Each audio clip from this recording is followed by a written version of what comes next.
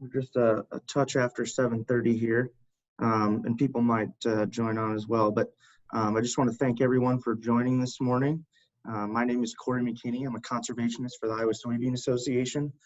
I've been working on the Mill Creek project here, putting on the meetings and such over the last winter and summer. So what I got all you here for this morning is I wanted to show you guys and tell you guys about the Mill Creek Cedar River Watershed Plan that Iowa Soybean, as well as partnership with NRCS, has been working on over roughly a little over a year now, on trying to develop a roadmap for smaller watersheds within the state of Iowa, and to get us to our conservation and soil and water needs. So I'll kind of start off with the first slide here. Kind of just shows the Mill Creek Cedar River watershed, where exactly we are talking about. The watershed itself consists of just over 39,000 acres. And as you can see in the slide here, I'm not sure if you can see this small dotted line, but that's actually the county line. So about a third of the watershed is in Johnson County, and about 2/3 of the watershed, or majority of the watershed, is actually in Cedar County. So kind of the eastern and western half of it. Within the watershed, we have Sutliff is kind of right up here on the northern side, and then Cedar Bluff is further down here along the river. So whenever we take a step back and look at Mill Creek and where exactly it kind of lays on the landscape and what other watersheds it's a part of. So Mill Creek, again, is that little purple spot there that sits inside of what we call the lower Cedar River. That's that orange outline, and then both of those sit inside the larger Cedar River Basin, which is kind of that grayish outline that goes up through central Iowa and then actually touches into Minnesota a little bit. So that's kind of the breakdown and how each watershed fits into each other. The Middle Cedar watershed that we're talking about today is actually a Huck 12, and that's just a name or ID that the state gives these watersheds, kind of dependent on their size and where they fall within other watersheds. So before we get into the watershed itself, goals and what we kind of developed, I kind of wanted to talk through what our process was. So here at Iowa Soybean and other project partners, this is kind of how we start the process and what we look for and kind of our work plan to getting towards that end goal. For starters, we do this watershed characterization. So we look at slopes, we look at soils, cities, vegetation, you name it. And just about all that is incorporated with trying to get all the pieces of the puzzle in there, so we can really paint, a good picture of what we're looking at before we start. Secondly is, this is one of the most important key pieces to this process, is that stakeholder involvement.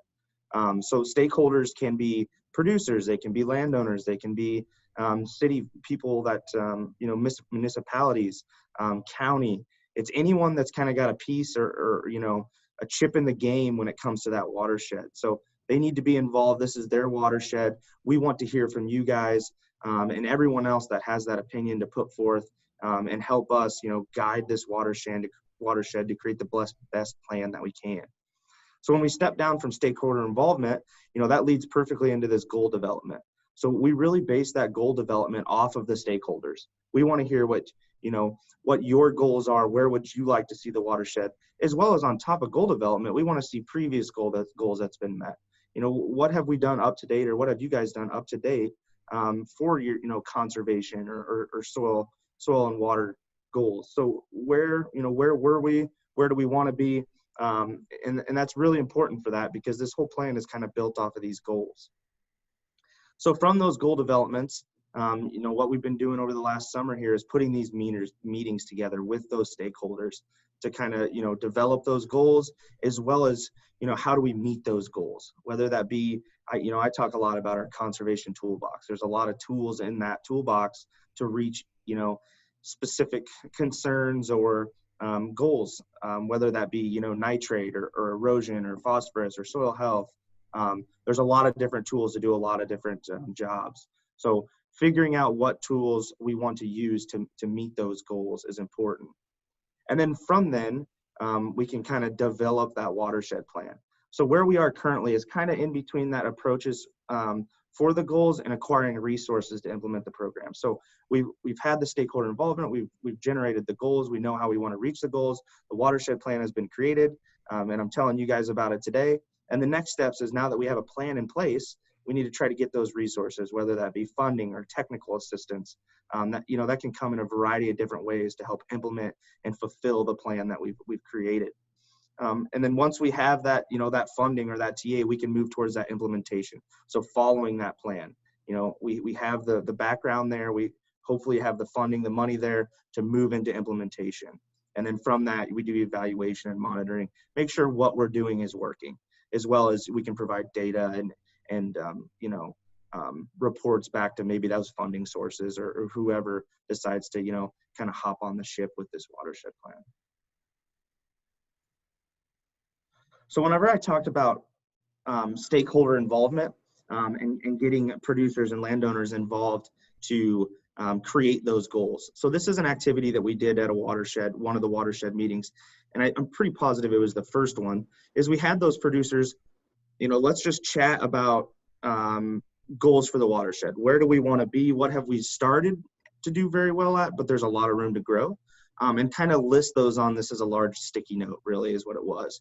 And then we gave each person that was at the meeting, whether that, like I said, farmers, landowners, or whomever, and allowed them to put a sticky dot on each one of these practices. And essentially they were voting, not practices, goals, voting for where they thought, is cover crops a big goal for mine or the watershed? Is it economics? Is it nutrient management? Is it wetlands? As you can see on there, there's innovation in research, livestock, no-till. So through that, we can have these stakeholders vote to where they think the goal should be, and we can kind of compile, where were the most goals or the most votes, so we can create these goals. So we can kind of go into, we came up with 3 main goals, and we kind of had to consolidate because we wanted to cast wide nets. Goals need to be big, overarching themes. So kind of the first one that comes up here, if I can get this to come up. Yeah, so the first one was improving soil health by increased soil conservation, higher adoption of soil health practices. So I know that's extremely vague, right? But we want it to be. We want a lot of different items and categories to fall underneath these goals. So that's kind of the big one, and it's awesome to see. That's what we were hoping we could come in here and hear these producers and landowners really talk about the overall soil health and soil conservation, because that's a backbone to a lot of these practices. The second one is that improving water quality and quantity by higher implementation of conservation practices. So water quality was a big concern, as well as quantity, flooding, stream bank erosion. Producers that talked about how they'd seen a lot more water over the years than what they used to when they were younger, or so on. And then the last one, which is an important one, it's kind of the backbone of the 2 above it, is that increased funding and opportunities for producers, as well as promote practices and awareness. So it's kind of a key piece in there, is that we have increased funding and opportunities. So we had a lot of great conversations about, is there ways that we can provide TA or maybe certain pieces of equipment that would be available for the watershed? Obviously that all still comes back to dollars, but it's much more than just a direct funding to the watershed. So open that category to kind of create, several different paths or ways that producers and landowners can get involved with this process. So before I get around to what exactly this roadmap looks like, and what conservation practices will work where, and how many we need of this and that, and what we came up with, I kind of wanted to talk slightly about just some characteristics of the watershed. I'm sure all of you are extremely aware of this, since it's kind of, it's your home. But for me and us here, and maybe others that are watching in on this is kind of an important piece to how we generated what we did. So this first map is an extremely colorful one here, but it looks pretty cool. And it essentially is just an elevation map. So when we get to like those kind of red colors, that lighter red is those low elevations. So you can actually see the Cedar River meandering through the middle of the watershed there. And then when we kind of come up to those highlands or those flats, we get more into those blues and purples. So as you can see, it's red in the middle. As we come up those slopes, you can even see those tributaries kind of cutting back into the landscape there. We kind of slowly gain that elevation. So on top of elevation, we can kind of look at slope classes, right?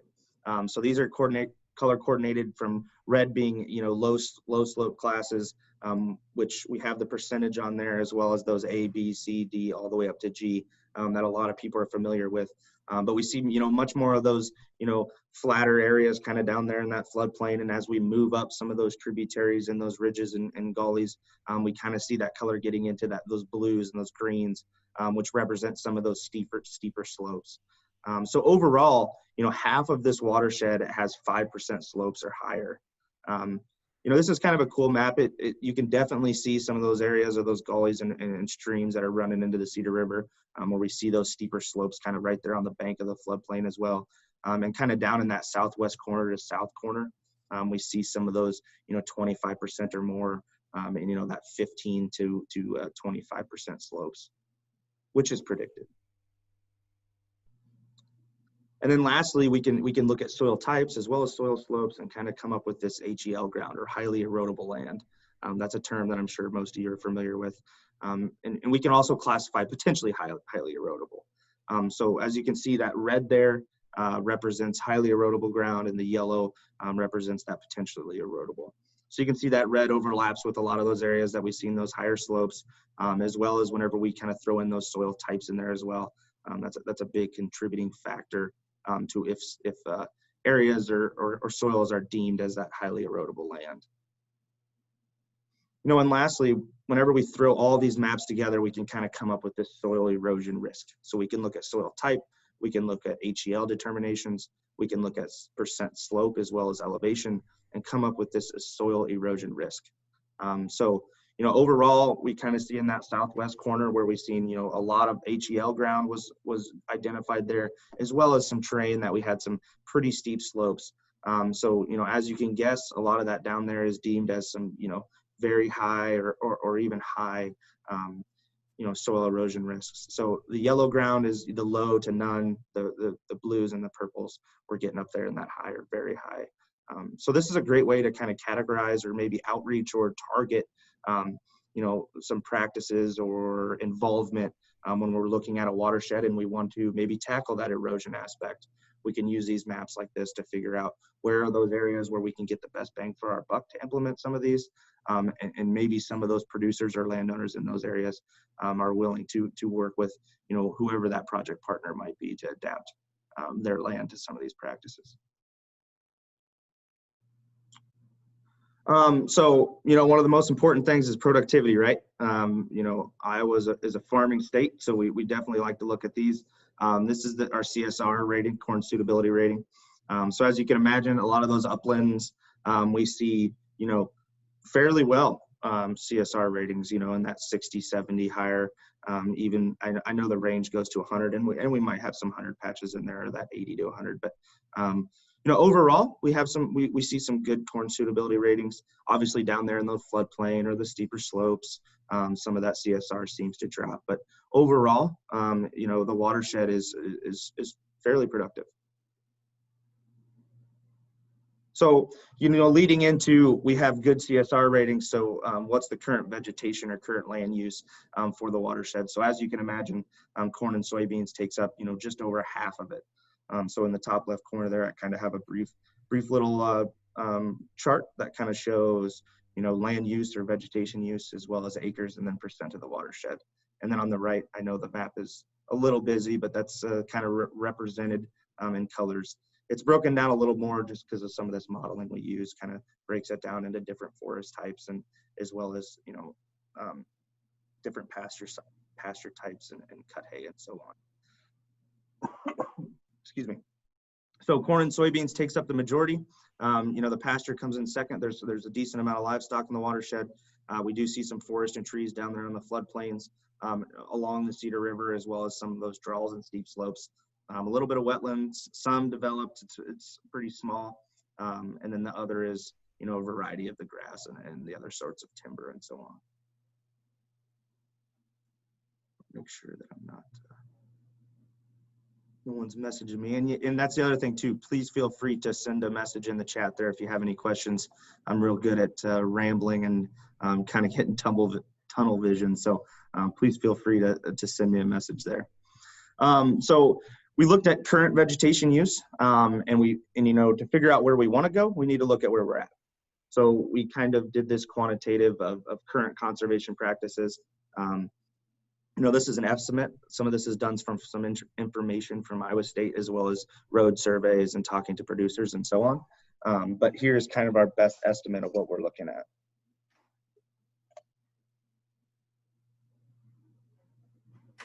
So we have no-till acres coming in at about 7,300. Once again, this was all taken from ISA staff themselves, kind of driving the watershed and marking those down on a map as we go, and then kind of carrying that estimate across the watershed. So through conversations with producers, we seem to be pretty close with some of these numbers, but if anyone thinks that we're slightly off, please feel free to reach out to me. I'd love to tweak some of this stuff. Cover crops, we come in about 700 acres. Ponds, we actually got from some modeling that we have that we can find rough ponds, so about 54. Terraces, sediment basins, grass waterways. Unfortunately, the modeling we use comes in feet, so that's kind of how we quantify those. A lot of decent amount of CRP and county conservation. So looking from that table, we can kind of put that into a map, right? So we look at, grass waterways are some of the green lines, which are kind of hard to see. They're up there in the northeast corner. We have cover crops are the red outlined areas, these fields.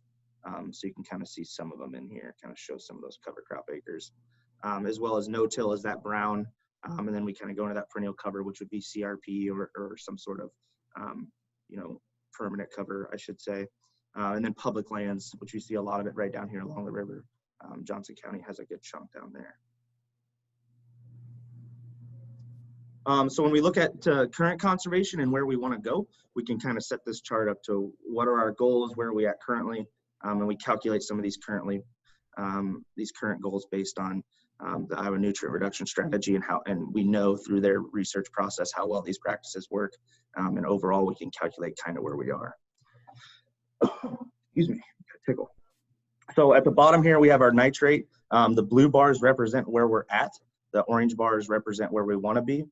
So this 41% reduction in nitrate and the 29 in phosphorus is pulling straight from the Iowa nutrient reduction strategy. That's how we come up with those numbers. The soil erosion goal, this number right here, I think it's about 63% reduction, is kind of that secondary benefit. So these phosphorus and nitrate removal practices also have great soil erosion and soil health benefits. So this is where we will be if we accomplish these phosphorus and nitrate goals. So this isn't a goal that's set. It's kind of just with what piggybacks and comes with it.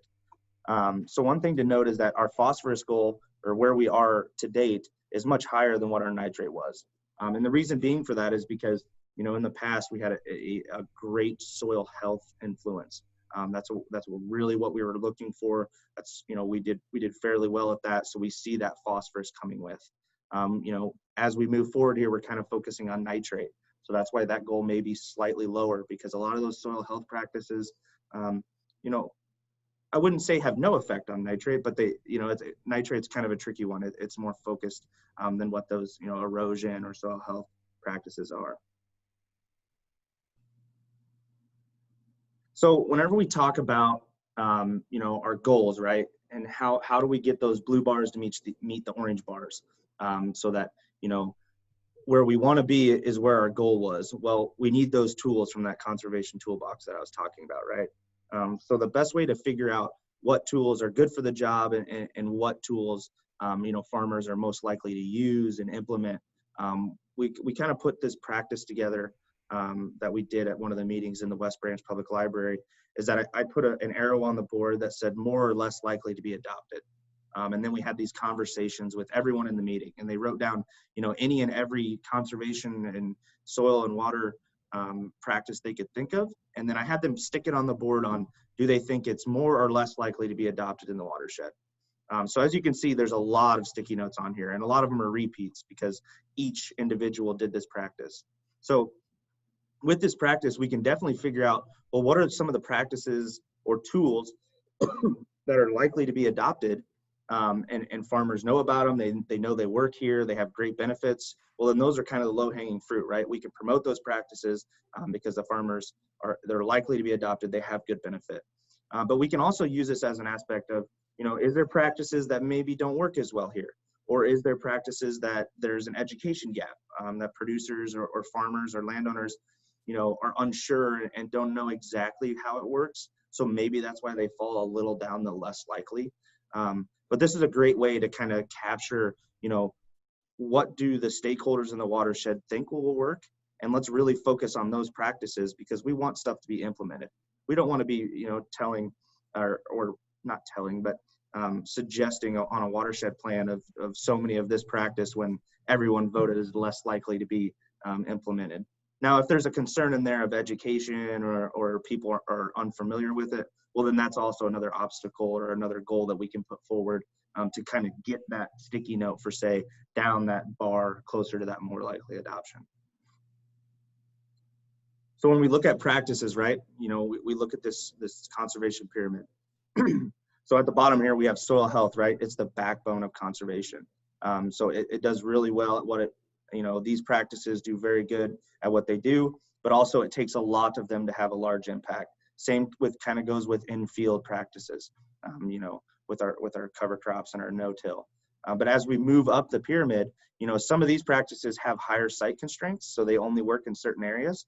But whenever they are implemented, they are very good at what they do, and we don't need as many of them to kind of reach that impact as what we do as some of the ones at the bottom. But the key here is to have these practices work, we have to have the base or the foundation of the pyramid. So soil health, in-field, and then as we move into edge of field, which would be bioreactors, saturated buffers, and then in-stream, which is wetlands and ponds. So getting down into kind of the nitty gritty here, here's what our first stab at this roadmap, I guess you could say, or what we're putting in our toolbox to accomplish those goals. So we can start off at the top with nutrient management. We suggested that on all corn acres. The no-till would be on all soybean acres plus 25% of the corn. Cover crops is the same, since no-till and cover crops kind of come hand in hand. Extended rotation was a conservation practice that was brought up quite a bit. So we did list it in here, but didn't give it an exact goal or a quantitative number. And we just kind of left it as an as needed. Wetlands, we did, there was 4 of them. I think 8 of them were suggested in total. But we kind of picked 4 that, you know, would have the biggest impact and wouldn't overlap with other practices.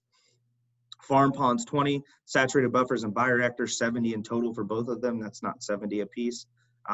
Basin terraces, stream buffer stabilization, and stream buffers and bank stabilization were all practices that were brought up a lot, but we didn't necessarily feel a need to put like I said, a quantitative goal on those. So we listed those in there as an as needed or site for site kind of specific areas, because a lot of times, you know, bank stabilization is pretty site specific. You know, we do that on areas where we're seeing a lot of erosion or bank sloughing. So overall, here's kind of what the toolbox looks like. This is kind of one of the routes, right? In a roadmap, there's a ton of different ways to get to point A to point B, but this is one of the ways that we picked, and it's, you know, it's a great way to, you know, at least pick one route, kind of lay it out, see what we're talking about, and it's nice to kind of wrap your head around it. So when we go to that chart, we can put it in a map. So what we have here is, you can see all those green fields are cover crops, and underneath them is all brown. We have soil health on pretty much all of our acres. So you can see in here, we have some saturated buffers that are listed in there. We have some bioreactors, which are the red dots. Ponds are some of the yellow dots. And then these wetlands are actually listed here, and then these would be the wetland drainage. So this is the area that drains into those wetlands. And then I'm trying to think, we have terraces, bank stabilization. So this is just one option, right? We like to kind of come up with some sort of a plan so that we can have an idea of what we're looking at and at least take a first stab at it. But this can definitely be tweaked. Just because there's a dot on a map does not mean that's where the practice has to go. But we have to start somewhere. So this is kind of the way that we did it. So after looking at all the practices, where they fall on the map, we can kind of roughly put together some economics to it. So overall, the watershed plan that we implemented with a ending horizon or horizon date of 2035 would take about a $405,000 annual budget. So that incorporates $100,000 for technical assistance, whether that be a coordinator, as well as outreach, possible equipment. That's what the annual cost is going to be to get all of those yearly practices in the ground, which are cover crops, no-till, all that kind of stuff.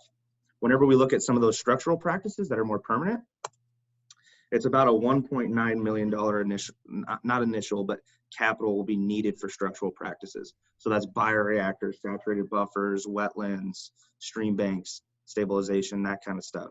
So that would be the overall cost of the project on those permanent stuff.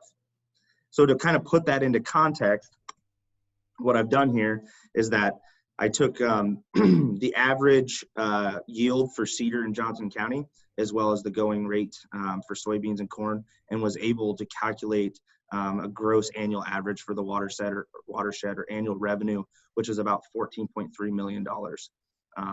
And our annual budget of that 405 is about 2.82% of that annual revenue. So we're talking about almost 3% of the annual revenue would need to be converted, or not need to be converted, but that's what it would take to do what we've suggested here.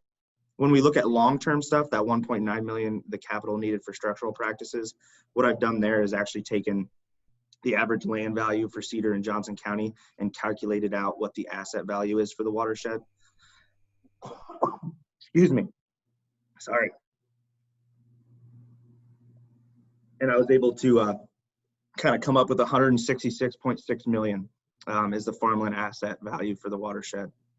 So when we kind of compare that to that almost 1.9 capital for structural practices, we're coming into about, just over 1% of the asset value for the watershed is what would be needed to follow through a watershed plan. So there's several ways you can look at this, right? Yes, it is a big lift, and we all know that, but I don't think it's nothing that can't be done. I think this is a great slide and a great, resource to use for securing funding, showing that, almost 3% of the annual revenue coming in the watershed is what will be needed to do this plan. So if we can bring in other project partners to kind of help cover that cost to get that percentage lower, that would be better, and we could follow this watershed plan out more precisely. So that is that's my rollout for the watershed plan. I appreciate all you getting on here. I don't know, I was going to check the chat here to see if we had any questions. It doesn't look like it, but please feel free to send me an email there, or that's my office number. Even if you have any questions or want me to tweak or change something, or have dive into something a little bit more, please feel free to call me. I'd love to chat with you.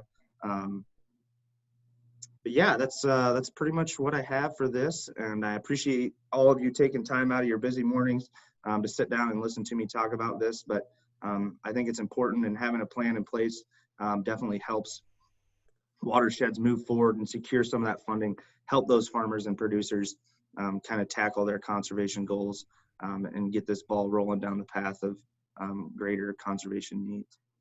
I do have one here.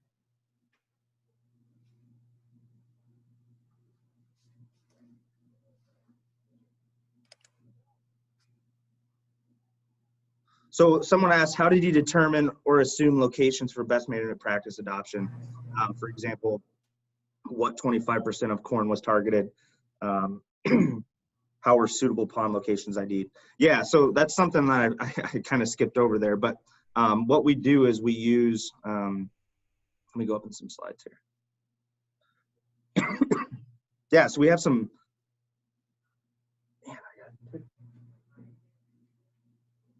so we have a modeling, it's called ACPF, it's Agricultural Conservation Planning Framework, that can actually identify areas for certain conservation practices. So we can put in parameters to that model, that model, and that model can kick out all the possibilities in that watershed that meet those parameters. So obviously for each one of these practices that are listed in that legend, there was a lot more of possibilities identified than what's portrayed on this map. We just kind of came up with, how many of each one of these practices would we need to reach our goals. And doing that, we're using the Iowa Nutrient Reduction Strategy numbers on what is the average reduction for each one of these practices, and using that to calculate how many of each one would we need to reach that 41% nitrate reduction. So with ponds, we kind of just selected those somewhat randomly across the watershed, make sure they weren't in a wetland drainage or, so where they would somewhat make sense. For the 25% of the corn, that was just a rough estimate on the corn acres. We were just using an average reduction for whether that be cover crops or no-till. We weren't selecting an exact 25% of the acres. Hopefully that answers your question. And please feel free to call me on any of this stuff. I can dig into it more.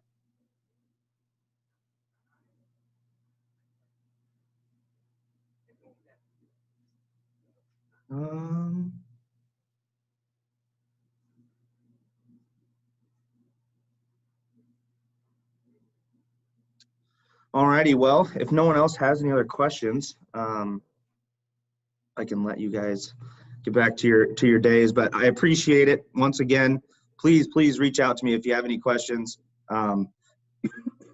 As well as one thing to note too, the actual watershed plan itself, as well as this webinar, is being recorded and will be on the Iowa Soybeans website. You can go into that publications and resource tab, and then there should be watersheds. It should be posted up here in the next few days. And you can go through that watershed plan. It is much more in depth than what I just barely scratched the surface here. So there's a lot of planning and thinking and modeling and calculations that goes into some of these numbers we come up with. But the most important thing is that this is one option, right? You got to start somewhere. We got to kind of outline that map and that roadmap. And if we need to tweak it to get to point A to point B, we definitely can. But when we want to try to come up with some of those economic numbers and at what magnitude are we talking, we got to pick one way and come up with that. The way that I presented today is one of the ways that, I seen could be a good possibility. So that's why we ran with it. But nothing is set in stone. It's just an idea to get us down the right path. So I think that is all I have. And thanks again. I appreciate it. And please reach out. Thanks.